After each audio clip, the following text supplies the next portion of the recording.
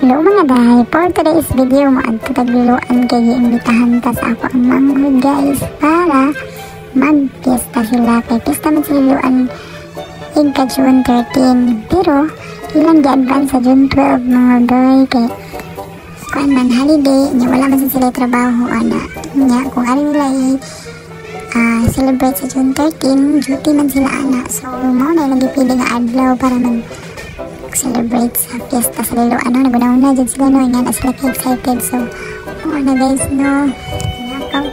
wala ko aga antay kinig mga laabing mga bataan paspas yung madagla ko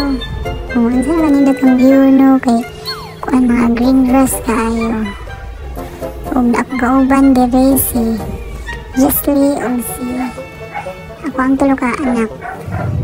si Ziana, si Amber o si Matthew.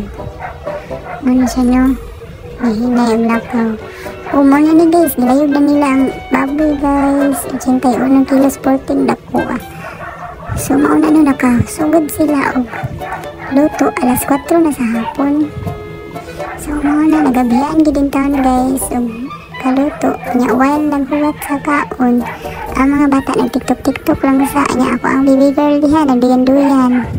ug mauna siya hapit na gid siya maluto guys uy o gitabod na jud parte jud niyang lako guys may siya dakong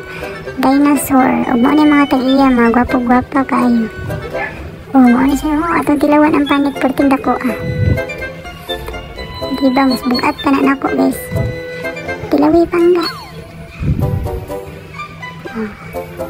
sa kada ko ang panit matagbaw dito na thank you for watching.